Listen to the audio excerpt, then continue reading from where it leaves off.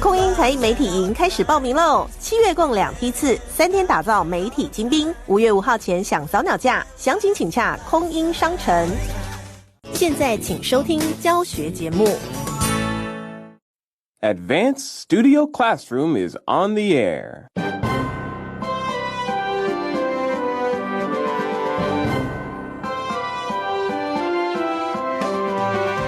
Contemplating the morality of this miracle meat today on Advanced.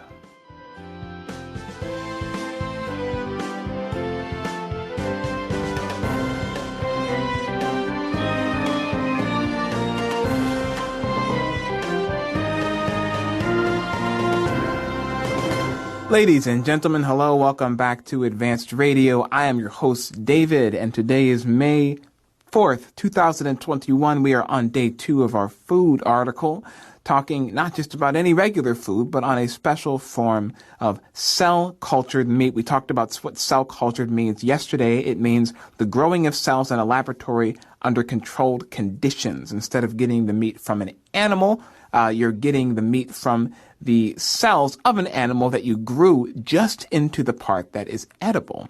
A very interesting new science. And I would like to talk to you guys a little bit more about that. First, I'm going to have you introduce yourselves, please. Hey, David, it's Hannah. Excited to be back talking about day 2 of our article here. As am I. My name is Garrett. Hello, friends. Happy to be talking about this topic today and happy that you are joining us. Absolutely. Now, I want to ask you guys, Hannah, Garrett, I got a question for you. What do you think about cell-cultured meats? Now, here's what my question is. This is a new technology, a newer technology. They've been doing it for some time, experimenting with it, right? We heard that there was a test tube burger that was rolled out about 7 years ago. So that would have been sometime like mid 20-teens. So it's not totally new, but there's still a lot more that people can do with this. What are your thoughts about cell-cultured meats? What kind of solutions do you think they could provide? What kind of dangers do you think they open us up to? Well, as I mentioned just at the end of the day yesterday, it does solve a lot of environmental problems if they can make this process to use less energy than actually growing and fishing and harvesting, from the wild, then that could be a really good thing. In aquaculture, every kilogram of crustacean produced emits 187 kilograms of carbon dioxide just for each 1 kilogram of crustacean. So that's really over the top. And actually, that's higher than that of the cultivation of pork or poultry. So it's actually much more costly than raising cows or pigs or chickens. There's also a lot of mangroves that are lost to these farms. So in a lot of ways, it could be the only option in the future if we're trying to solve some of those environmental problems. Right, absolutely. And aquaculture, that is kind of like fish farms, right?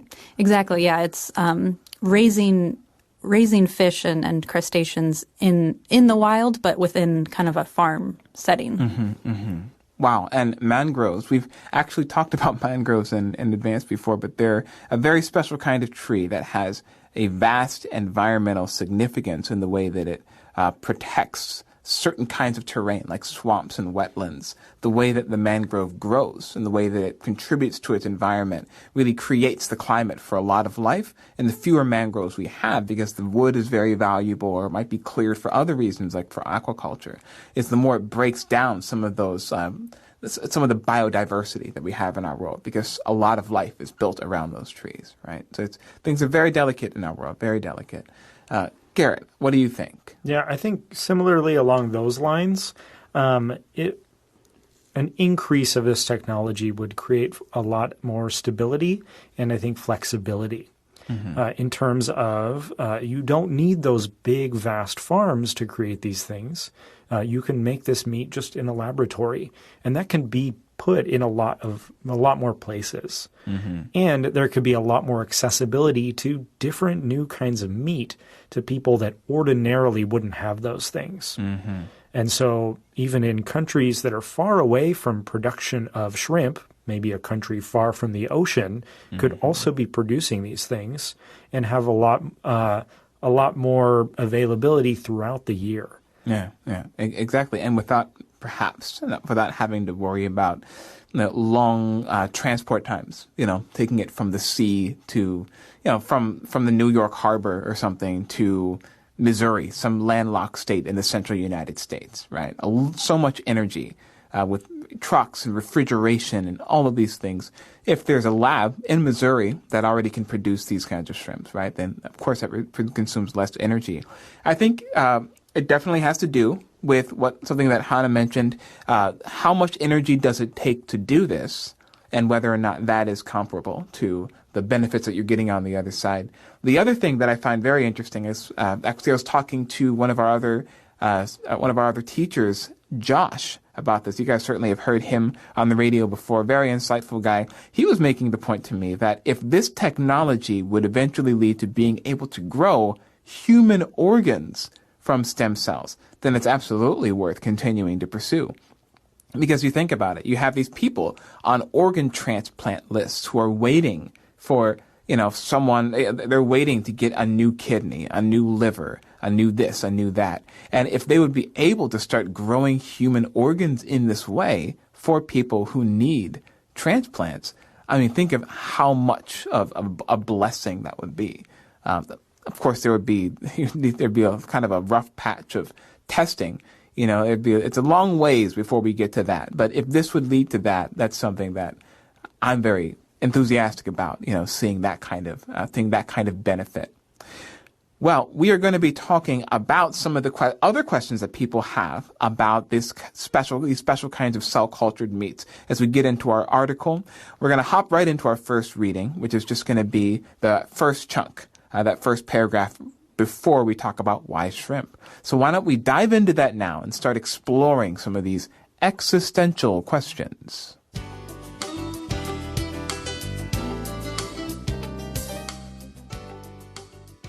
The science's emergence has provoked existential questions about the provenance of meat, prompting vegans to contemplate whether the technology represents a sort of loophole if it doesn't harm animals, and Jewish and Muslim religious leaders to ponder if the lab-grown pork could be deemed kosher or halal.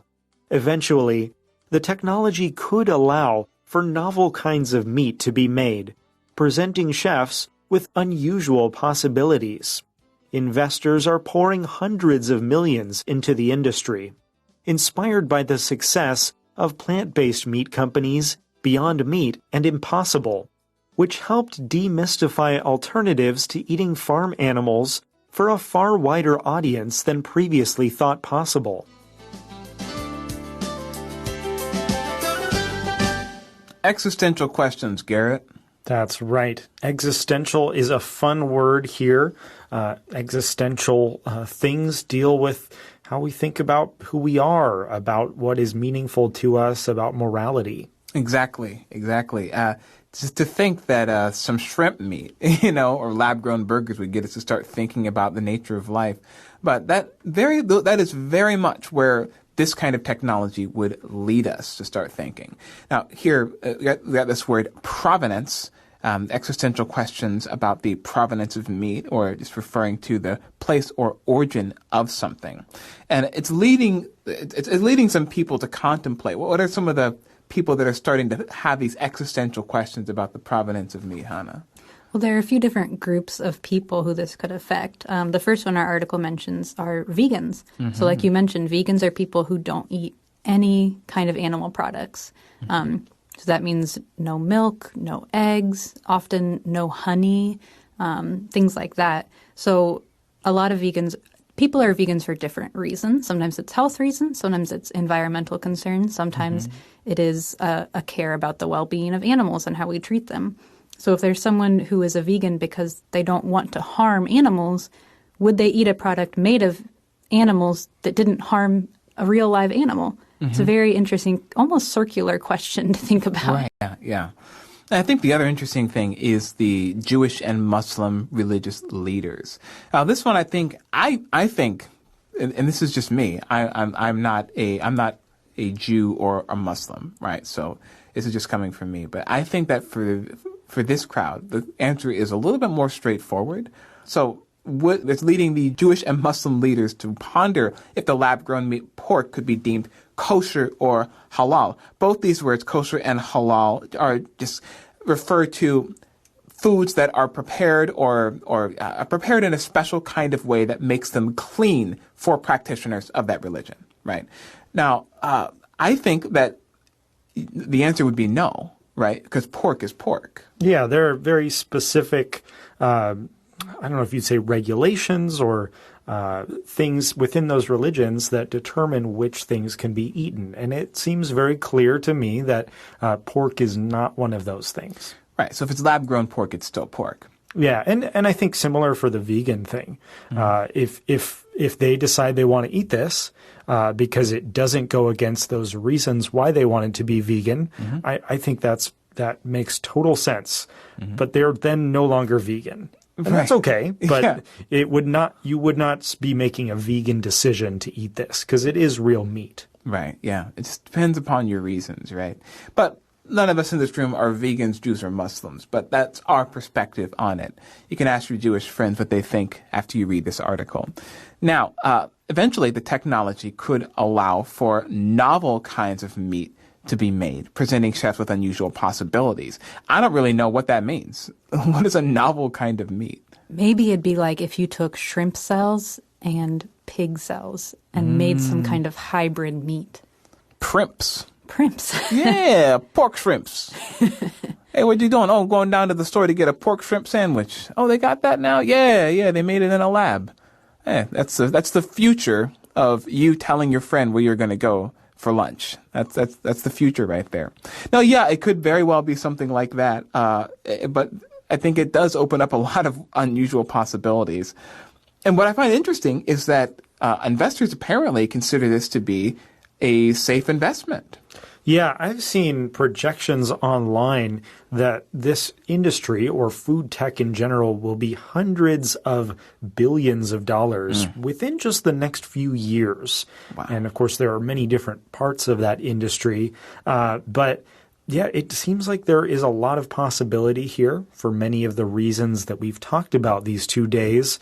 It really is providing a lot of solutions to some of the problems that we have. That's right. And these investors are kind of, their confidence is up because they're inspired by the success of plant-based meat companies like Beyond Meat and Impossible, which we mentioned yesterday, right? Companies that make meat substitutes. And that has helped to demystify the alternatives to eating farm animals. And that's what you need in order to get investors interested oftentimes, is to demystify this new thing that's coming, make it less of a new thing and seem more like an obvious next step, the next big thing, make investors believe that this is something that the world needs, that they want, that it's going to be beneficial, that people are going to like it. And so they invest in it because they believe it's going to sell. Right? So the success of one company that's doing this kind of stuff is leading to a lot of investment in this new food technology. All right. Now, we still are at the question. We've talked about some novel meats that could possibly be made. We talked about test tube burgers and some of that stuff yesterday. But what we're talking about in this particular article is shrimp. That's what Shock Meats is working with. So why shrimp? Well, let's find out in our next reading.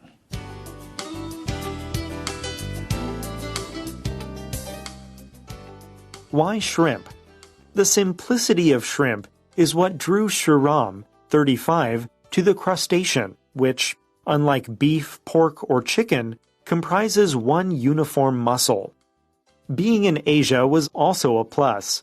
Shock's own surveys, and at least one study, suggest Asians are more willing to try novel foods, like clean meat, than people in the West. A stem cell biologist born in India, Shriram was thrilled when she realized cell-cultured shellfish was an open field. Asia consumes 3/4 of the world's supply of shrimp, and the industry's notorious practices, which include slave labor, pollution, and the overuse of antibiotics, convinced Shriram there would be a market for an alternative.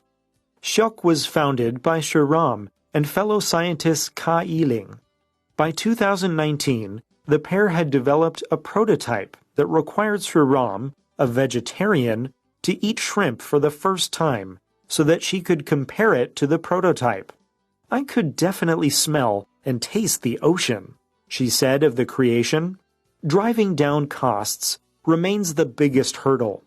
Siok's proto-shrimp costs $5,000 a kilogram, mostly due to the price of the nutrient fluids needed to feed the cells. The goal is to make Siok's shrimp 100 times cheaper by the first half of this year.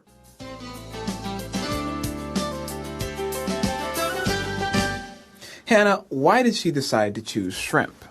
It was the simplicity that drew her in. Most animals are made up of a lot of different muscles, but shrimp is actually just made of one, and it's very uniform. It's the same throughout. That's right. When you cut open, when you cut open a steak, right, you see a lot of stuff going on. You look at a raw steak, you see the meat, you see the fat, you see different kinds of muscles. You know what I mean? It's very complex if you're trying to grow something like steak in a test tube. But here, shrimp, one uniform muscle. Gray translucent flesh, we learned yesterday, right? And so it's a lot more simple in order to make it and be able to make it well. What's another reason for why shrimp was a good option, Garrett? Well, their company is in Asia, specifically in Singapore, and a lot of Asian cuisines, especially ones more influenced by Chinese cuisine, make use of a lot of shrimp. And so the success of their company here has a big market. There are a lot of people looking for shrimp, and so it's a good choice for them. Now, I want to take a moment here. We have said the words clean meat a few times now. We said it yesterday at the end of yesterday. We just said it there. Garrett was talking about it. We're talking these novel foods like clean meat. So why are they called clean meats? Well, I listened to an interview by Dr. Sriram the other day as I was preparing for this radio show. And one of the things that people are thinking about, particularly now post-pandemic, is how can we protect ourselves from these so-called zoonotic diseases, which is a disease that jumps from an animal to a human through various different kinds of ways, sometimes through eating it, sometimes through just being in contact with it, things like swine flu, bird flu, and of course, some theories also COVID-19, right? So the idea is that what makes this meat clean? Well, you can 100% verify the origins of this meat. You know what it's been eating, you know where it's been, right? So that means that it has kind of been cleaned from whatever past it may have had, even from the stem cells, even from the original stem cell donor of that meat. So that means lab-grown meat is much less likely or just impossible for it to result in these kind of pandemics that can break out from zoonotic diseases, diseases jumping from an animal to a human. So this idea of clean meat is becoming more popular because we see it as something that can protect our species from other species, right? So that's another reason why I think a lot of people are becoming more excited about this notion of lab-grown meats. Now, we get to hear a little bit more about Sriram and her background, Hannah. That's right. So she was actually born in India, and she is a stem cell biologist. I think when I think of stem cell research, I usually think about humans. But in this case, she kind of took that experience and applied it to shellfish. She says that she realized cell-cultured shellfish was an open field. In other words, no one else was doing this work yet. No one else was thinking about how to take cells from shellfish and make them and multiply them into something else. That's right. We've talked about stem cells before. Stem cells are basically, I'm no scientist, but the most basic way to describe a stem cell is to say it's a certain kind of cell that has within itself programming to become a certain kind of thing, right? So that's the reason why the shrimp that they grow in their lab becomes a one specific kind of like the gray translucent flesh that we like to eat, as opposed to the chalky black vein that we take out oftentimes. The stem cells that they're using are the cells that know how to become the gray translucent flesh. So we can choose what kind of meat we want to grow based upon the stem cells that we get, because those stem cells know how to do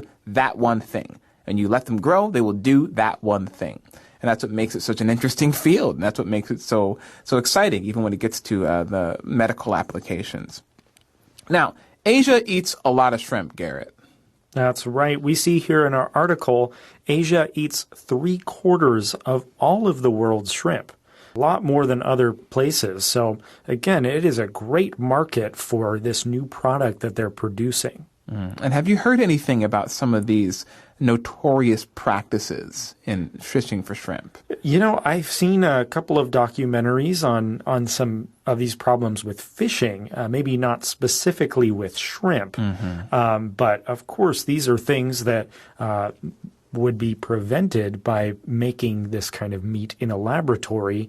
It would be much, much less likely to see, slave labor in a laboratory like this, because presumably they wouldn't need that, and we would know a lot more about what's going on. That's right. Yeah. Slave labor, pollution, and overuse of antibiotics, and just general overfishing, right? There's a lot of problems that come from the fishing industry. There's an interesting film called Ghost Fleet that talks a lot about some of these notorious practices, or like well-known and bad practices of the fishing industry. Now, here we get to learn a little bit more about the company. Shok was founded by Shriram and fellow scientist Ka Yi-ling.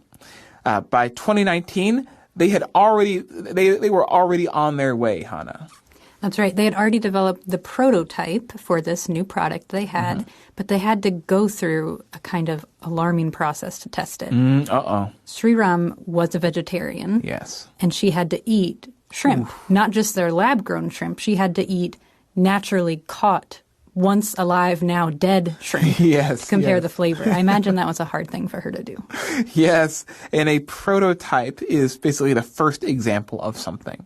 So it was their first shrimp that they had made, or the first mound of translucent shrimp flesh that they had made.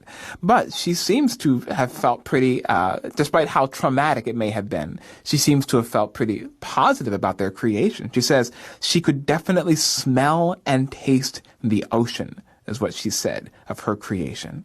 Now, what's the biggest hurdle right now that they have to overcome, Garrett? Well, we've talked about it a couple of times now. The biggest problem is cost. We can see here the proto shrimp they made costs $5,000 a kilogram. Woo! Which is very expensive. Yesterday, we talked about one of the things you can make with it, the dim sum staple siomai, which costs $300 a piece. And so if they're going to sell this to a lot of people, they really need to push down that price. That's right. And the goal is to make Shok's shrimp 100 times cheaper by the first half of this year. Yeah, but as you might see, it is May now. Yes. So the first half of this year is almost over. So That's right. We'll have to check in on their progress. Yeah. So feel free to check in on that. And if you want to respond to this interesting this interesting creation, please do write into us at advance@studioclassroom.com. Now, we got a little bit of time here, so I'd like to kind of talk about this idea of cell-cultured meats a little bit more, because I read a book by the same woman who wrote The Handmaid's Tale, Margaret Atwood, right? This book is called Oryx and Crake. And one of the kind of noteworthy themes in the book was that it was kind of about a civilization that had developed, gotten very technologically advanced, and then collapsed, right? So people were kind of going back to this sort of almost caveman-like state. And one of the marks of this, kind of formerly great civilization was that they found a way to, en masse, grow just the parts of the animal that people like to eat, right? And they had created even their own animals, right? Like a chicken that was mostly just the parts that people wanted to eat, and regular wild chickens were just able to go free. And I always thought that was a very science fiction idea. So whenever I read about stuff like this, it really makes me feel like, whoa, the future is now. Yeah, that's so true. I've read some of Margaret Atwood's book, and she is very forward-thinking. That book, The Handmaid's Tale, that she wrote back in the 80s, and it's still very relevant and interesting to read today. Absolutely. And Garrett, what do you think about this whole thing with the future of food science, just as someone who loves to cook? Yeah, well, I think a lot of questions about environmental protection feel very distant But the one part that always felt very, very real and important to me is the diversity of the things that we eat, especially like plants, where as we have these giant companies that use things like GMOs and selecting just the right species of something, we all end up eating that same type of rice or corn. And it becomes really susceptible to disease and other problems. Now, we talked about the fact that disease might not be as much of a problem with these lab-grown meats, but it sounds like, especially with this company we're talking about, they're producing lots and lots of shrimp from this same source, those same stem cells. And so there's not a lot of diversity there. Whereas when you're eating wild things, it's allowed to kind of change and become unique. So we'll be missing out on that. Absolutely. That's a very good concern. I'm glad you brought that up because that's not something that our article touched on. It's good to have these different perspectives and ideas about how these things can affect us. And that's why I have geniuses like you guys on the show. Well, be sure to come back and lend your genius tomorrow as we end out our 3-day food article talking about tempura. Until then, I'm David. I'm Hannah. And I'm Garrett. We're saying goodbye for now. Goodbye.